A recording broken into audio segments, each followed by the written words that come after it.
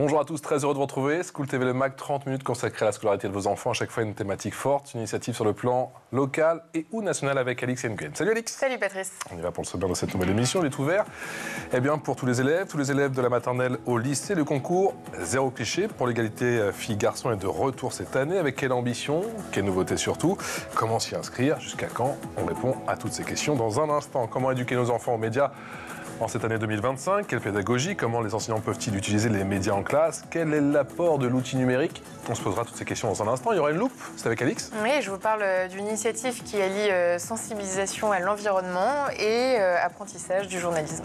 On va ça dans une dizaine de minutes au cœur de l'expression orale. On y va. Bonjour Virginie Sassoun. Bonjour. Comment allez-vous? Très bien.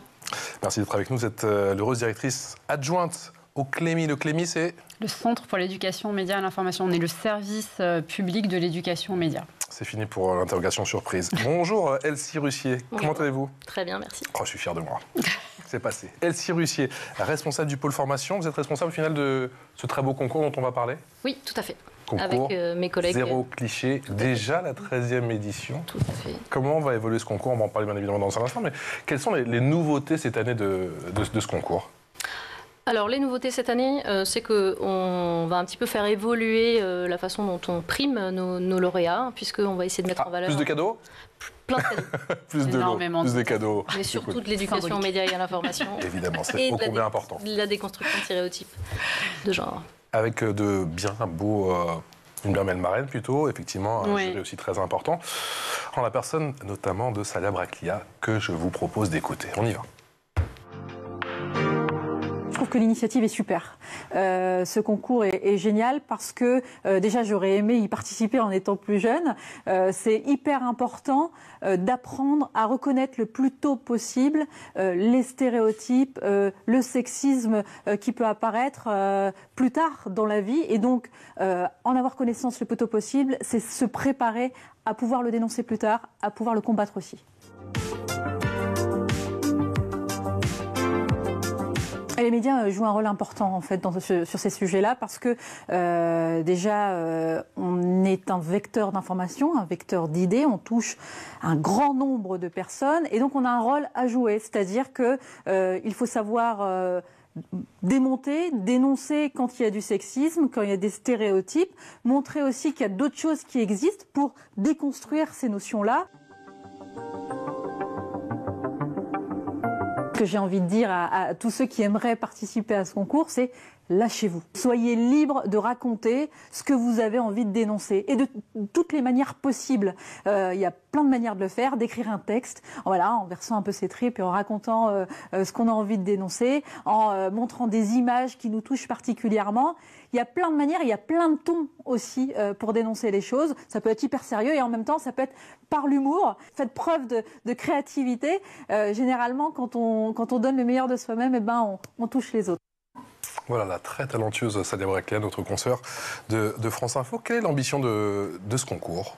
L'ambition de ce concours, c'est de permettre aux élèves de produire des articles, des podcasts, des vidéos, même tout support sur les réseaux sociaux, sur un sujet qui les intéresse beaucoup, à savoir la question de l'égalité. C'est un sujet qui intéresse autant les filles que les garçons. Ils peuvent écrire, ils peuvent tourner, ils peuvent interviewer, ils peuvent... Voilà, donc c'est vraiment explorer la créativité et aussi les rendre acteurs, puisqu'ils ont tous, enfin souvent, un smartphone dans la poche, dont ils ne servent pas forcément pour apprendre à faire des podcasts ou faire des vidéos pour informer. Donc l'idée, c'est vraiment de leur dire qu'ils ont aujourd'hui cette créativité qui peut s'exprimer à travers des outils qui sont complètement à leur disposition, mais pour informer, pour se documenter. Donc il y a toujours voilà, cette idée dans le concours Zéro Cliché de stimuler quand même la créativité et l'esprit critique des enfants, vous l'avez dit, de la maternelle jusqu'au lycée, sur un sujet qui les préoccupe, qui les intéresse, à savoir la question des stéréotypes, parce qu'on dit souvent les stéréotypes, c'est les filles qui en pâtissent le plus, parce que c'est vrai qu'il y a beaucoup de sexisme qui est néfaste aux femmes dans notre société. Mais en fait, les garçons, et on le voit dans ce concours, ils se rendent compte aussi qu'eux aussi, ils souffrent des stéréotypes qui peuvent leur coller à la peau. Dans quel domaine ils peuvent opérer? C'est le champ des possibles est ouvert. Ça peut être, je sais pas moi, dans le sport, à l'école, partout. C'est ça, effectivement, l'objectif du concours, c'est un concours de production médiatique, donc ils doivent faire une production... Vous insistez beaucoup là-dessus, j'entends. Ouais. Production médiatique. Exactement, parce que ça, pour le coup... Il ne s'agit pas de repomper rapidement, voilà, il faut vraiment produire quelque chose. C'est un concours, c'est un dispositif d'éducation aux médias et à l'information, c'est pour ça qu'on les encourage à produire, à s'exprimer en fait sur ces stéréotypes-là, mais voilà, ils peuvent être partout dans notre société, le sport, les médias, effectivement, la publicité, tout est possible. L'orientation. Et le champ est libre ou est-ce que vous définissez les stéréotypes en amont? Est-ce qu'il y a une liste de stéréotypes à déconstruire Non, dans le leur champ projet? il est complètement libre et c'est pour ça aussi que c'est très motivant pour les élèves. Alors bien sûr, après, les enseignants, ils parlent du concours aux élèves. Les élèves, ils disent aux enseignants ce qui les intéresse, ce sur quoi ils ont envie de travailler. Et les enseignants, il y a parfois une petite renégociation, un recadrage, parce qu'il y a aussi l'apport évidemment des enseignants sur ce cheminement de on va enquêter. C'est un sujet au départ qui parle aux élèves, mais après, il va falloir pouvoir le documenter, le confronter aux faits, aux données, pour pouvoir faire une production médiatique.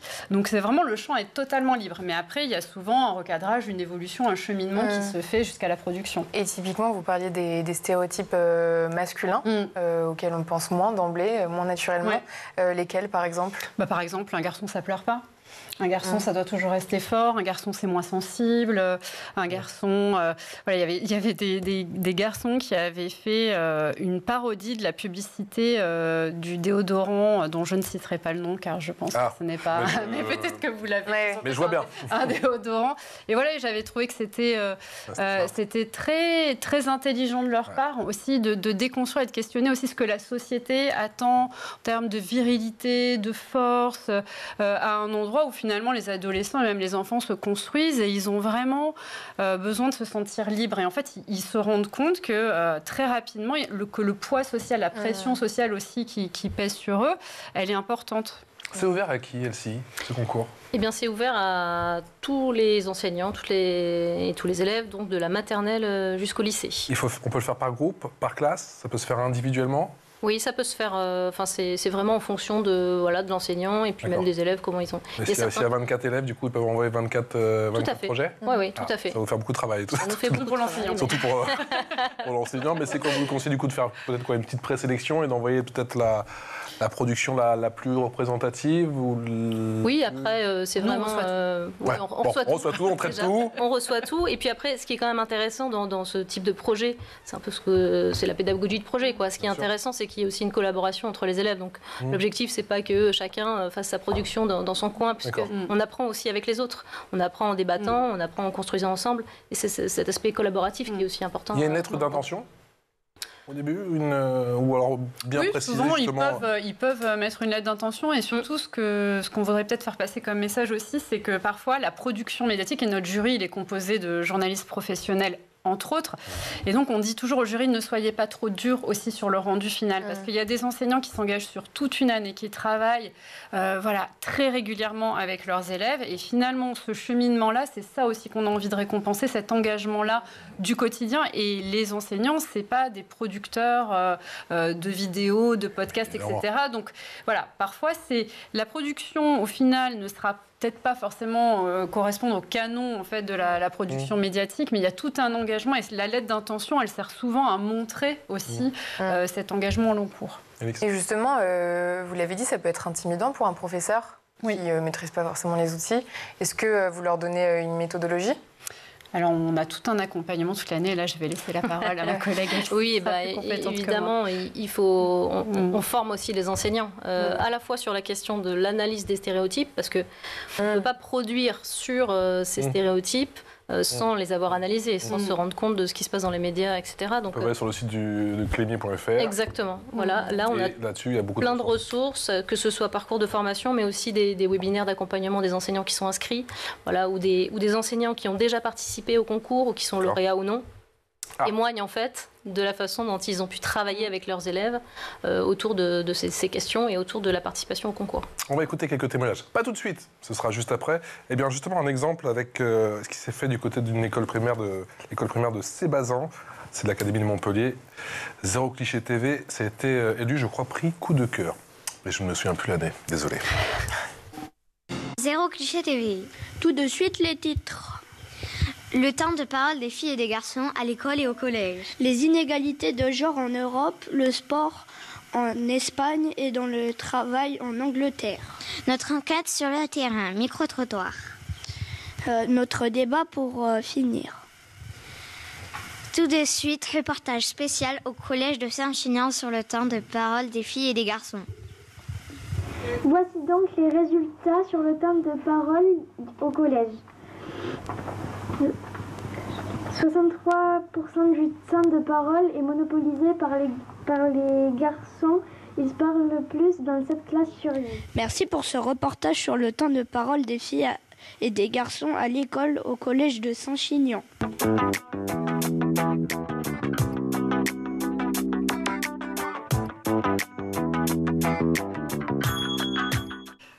Je suis fan. Qu'est-ce que j'aurais aimé faire ça. Et j'imagine que c'est le type de projet qui non seulement doit te marquer, peut-être marquer pour ta vie entière, peut-être te donner quelques envies, mais en plus ça doit structurer incroyablement leur année scolaire, non? Ah oui, c'est souvent des retours d'expérience par rapport à ça, de ce que vous disent les enseignants? Oui, parce que ce sont des projets au long cours, forcément. Et puis ce qui est intéressant, c'est que généralement, on voit les élèves qui sont devant la caméra, mais il y a aussi tous ceux qui sont derrière la caméra et qui sont impliqués dans le projet. Il y a ceux qui prennent le son, ceux qui filment, etc. Donc c'est vraiment des projets qui sont au long cours et qui sont marquants pour la vie de la classe. Celui qui filmait là, d'ailleurs, sur le fond vert, ça bougeait un petit peu, j'adore. Lui, il est loin, lui, déjà, dans la réalisation. C'est aussi transformateur sur des sujets. Par exemple, nous, on a des retours d'enseignants quand il y a un sujet qui est fait sur, par exemple, ce qui se passe dans la cour de récréation, la manière dont la cour de récréation est occupée. Donc, souvent, ils y vont juste vraiment avec l'esprit d'enquêteur. Et après, ça déclenche beaucoup de discussions. C'est-à-dire que les filles qui n'osaient plus traverser la cour parce qu'elle était occupée par des jeux de ballon ou des jeux un petit peu violents, d'un coup, en fait, il y a toute une réflexion aussi qui s'opère parmi les enseignants, parmi les chefs d'établissement. Donc, c'est ça aussi qui est transformateur. Il y a aussi un exemple sur la précarité mensuelle. Ils se sont rendus compte qu'il y avait beaucoup de jeunes filles dans un établissement qui n'avaient pas forcément des protections autant qu'il le fallait. Ils ont enquêté sur ce sujet de la précarité mensuelle. Ils se sont rendus compte que ça concernait leur établissement et ils ont fini par installer dans l'établissement un distributeur de le projet a même un impact immédiat sur l'environnement de l'établissement. En fait, ils ont envie de s'engager, de se mobiliser et de changer aussi ce qu'ils peuvent changer dans leur environnement direct. Et qu'est-ce qui motive un enseignant à se lancer dans un tel projet? Parce que pour lui, in fine, ça reste une charge de travail en plus au jour le jour. Ce qui motive, je crois, c'est la motivation des élèves. C'est-à-dire que c'est des projets qui peuvent paraître être en plus. Mais en fait, déjà, l'éducation aux médias, ça permet de travailler l'écriture, la lecture, les fondamentaux, l'oralité, et tout ça, c'est au programme. C'est-à-dire que l'enseignant qui va s'engager dans ce projet, parfois, il a une motivation qui est de motiver ses élèves, parce que le projet est motivant, mais il va se rendre compte au final que tout ce qu'il va faire à travers ce projet, ça va aussi bénéficier aux savoirs fondamentaux et à l'apprentissage des élèves. Donc, au final, c'est aussi pour ça. Puis nous, c'est cette parole qu'on a envie de porter aussi, c'est-à-dire que c'est pas du travail forcément en plus, même si je comprends la question, mais... Ils peuvent le voir comme ça. Exactement, mais c'est du travail un peu autrement. Et puis, c'est vrai qu'il faut se former aussi. Il y a ce sujet aussi de la formation, de quand même s'accorder un peu de formation continue, à la fois sur les questions de l'éducation aux médias et puis sur les questions de l'égalité. Ceux qui font appel à vous, ceux qui participent au concours, ces enseignants justement et ces enseignantes, du coup, ils le font chaque année? Alors, il y en a beaucoup, oui, qui se concourent chaque année, mais voilà... C'est chronophage, mais ça vaut le coup, sûrement. Après, c'est chronophage, comme dit Virginie, c'est une façon d'aborder ces questions-là différemment. Et puis, en plus, ce dont on se rend compte, c'est que les élèves, ils ont aussi beaucoup de compétences, notamment techniques, sur le montage, la prise de son, etc. Ils savent le faire avec un téléphone portable, chose que tous les enseignants et moi-même... Bien mieux que nous. Voilà. Et donc, en fait, ça permet aussi de prendre appui sur des compétences qu'ils ont déjà, et donc ça prend pas forcément plus de temps, puisque au contraire ça valorise en plus des compétences un peu différentes chez les élèves. Il faut employer une stratégie particulière pour arriver à attirer les garçons sur ces problématiques de stéréotypes ou pas forcément? Non, pas forcément. Et je pense qu'il n'y a pas de stratégie. C'est juste de dire ça nous concerne tous, en fait. La question de l'égalité, elle ne concerne pas plus les filles que les garçons. Et je trouve que c'est très intéressant de voir, par exemple, dans les filières pro, on a beaucoup de productions médiatiques qui concernent l'absence de filles dans les filières techniques, informatiques, etc. Et les garçons le déplorent. L'année dernière, on a eu une production, un podcast qui parlait de l'absence des filles dans la filière mécanique. En fait, les garçons, le fait d'être dans des filières pro où il n'y a que des garçons, ça leur pèse autant que les filles qui sont dans des filières où il n'y a que des filles. Donc cette question de la mixité, c'est un sujet partagé. Et sur les sujets de l'orientation, je trouve que c'est particulièrement vivant et de voir que ça les concerne autant l'un que l'autre. Si, même réponse. C'est plus délicat d'attirer. Vous êtes d'accord? On est bon. Si tout le monde est d'accord sur ce plateau, c'est magnifique. On laisse place à la loupe. Et la loupe, c'est avec Alix. Et aujourd'hui, Alix, tu nous parles d'une initiative qui allie sensibilisation à l'environnement et apprentissage du journalisme. Et oui, c'est tout l'objectif du programme Jeunes Reporters pour l'environnement, une initiative qui mêle éducation au développement durable et éducation aux médias. Depuis près de 30 ans, ce projet, porté par l'association Terre Agir, propose aux 11-25 ans de réaliser des reportages sur des sujets liés aux objectifs de développement durable. L'idée est double, apprendre aux jeunes à enquêter, vérifier leurs sources, structurer un récit tout en les encourageant à s'intéresser aux défis environnementaux. Chaque année, les meilleurs reportages peuvent être soumis à un concours avec une reconnaissance à l'échelle nationale et même internationale. Le programme est aujourd'hui développé dans plus de 40 pays. Et j'ai une relance? Et tu as une relance. Ah, j'ai une relance. Mais concrètement, comment ça fonctionne? Alors ça, bon, c'est bien, au moins c'est didactique. Non mais, elle m'a fait son petit regard relance, du genre... En fait, ça veut dire au moment de commencer la chronique, je te... Et du coup, je gagne du temps, je me dis, ça veut dire que j'ai une relance là. Mais alors, Alix, concrètement, comment ça fonctionne? Mais c'est très bien, on est didactique, on montre comment ça marche. Ce qu'est une relance, c'est ça, une relance. Donc. Un cours d'éducation. Exactement. Donc les jeunes de 11 à 25 ans mènent leur propre enquête sur une problématique liée au développement durable. Ils choisissent un sujet, vérifient leurs sources, interrogent des experts et produisent un reportage sous forme d'articles, de podcasts ou de vidéos comme Oclémy. Les jeunes sont sélectionnés sur la base de leur projet, souvent en partenariat avec des écoles, des associations ou des clubs locaux. Ils peuvent s'inscrire individuellement ou en groupe. On écoute Thierry Lérévérend, directeur général de l'association Terre Agir, sur les enjeux derrière cette initiative. Jeunes Reporters pour l'environnement, c'est un programme à la fois d'éducation au développement durable et d'éducation aux médias et à l'information qui est porté par l'association Terre Agir. Il est dédié à un public scolaire ou jeune de 11 à 25 ans et son objectif pédagogique, c'est de développer des connaissances ou des compétences en matière de développement durable en utilisant les ficelles du reportage. Alors pour ça, on fait de la coopération, on travaille en équipe, on fait des interviews, on se documente, on vérifie ses sources et le tout pour produire des articles, des vidéos ou des podcasts. Voilà, et c'est un programme qui permet de développer la rigueur scientifique, l'esprit critique, mais aussi la confiance en soi. Et puis surtout, c'est un concours national et international et on peut participer encore jusqu'au 10 mars 2025 en allant sur jeunesreporters.org. Voilà, le programme s'inscrit dans une démarche plus globale en fournissant aux jeunes les outils nécessaires pour mieux comprendre et raconter le monde qui les entoure. C'est aussi un moyen de les impliquer activement dans les discussions sur l'environnement et qui sait peut-être de faire émerger de nouvelles voix dans le paysage médiatique.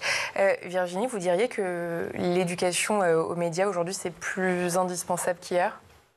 Je dirais qu'à l'heure des IA génératives, où vraiment on se pose la question des sources de l'information, mais comme jamais, des deepfakes, des manipulations de l'information qui sont de plus en plus sophistiquées, moi je dirais que c'est une alphabétisation du XXIe siècle. Si on ne fait pas d'éducation aux médias à l'information, d'éducation au numérique, on ne peut pas vraiment exercer sa citoyenneté dans le monde d'aujourd'hui. Alors on peut apprendre une source, on peut apprendre ce que c'est à quel âge? Une source, un angle, il n'y a pas d'âge pour l'apprendre ou... Alors, ce qui est important, c'est que ça doit être un apprentissage qui est progressif. Évidemment, on ne va pas aborder toutes les mêmes thématiques au lycée puis à l'école maternelle. Mais nous, on a des exemples d'apprentissage de ce qu'est une information, déjà identifier ce qu'est une information. Ça peut se faire dès la grande section de maternelle. C'est-à-dire que, voilà, On peut apprendre à distinguer ça de la fiction, par exemple, ou d'aller essayer de vérifier dans son école ce qu'est une information. On travaille sur ces questions-là dès le plus jeune âge, parce que c'est très important que cette culture-là de l'information et des médias, elle soit abordée très tôt. Ils comprennent justement l'importance d'une source. Bien sûr, parce qu'en fait, ils baignent dans l'information. Alors, ce n'est pas forcément des pratiques personnelles qui développent, mais il y a des pratiques familiales. On regarde la télévision, on discute, on écoute la radio, on discute de l'information. Et donc, ils ont très tôt conscience en fait, de cette information qui baigne qui circule autour d'eux, et ils ont besoin d'aide en fait, pour l'identifier. Plus de 700 participants l'année passée. On en attend plus. 700 productions. 700 productions. Donc, 6 000 participants. On peut s'y mettre à 20 pour faire une production. 6 000 participants, effectivement. Cette année, forcément, on en attend plus. Les inscriptions, on l'a dit, c'est jusqu'au 6 avril. Tout à fait. Je ne dis pas de bêtises. Je suis correct. Restons factuels. Et les lauréats, on les connaîtra quand? Alors, au mois de mai. Pour l'instant, la date du jury n'est pas encore tout à fait fixée. Puis après, il y aura une cérémonie de remise des prix au mois de juin. Au mois de juin. On va écouter quelques témoignages d'anciens lauréats. Ça donne ça.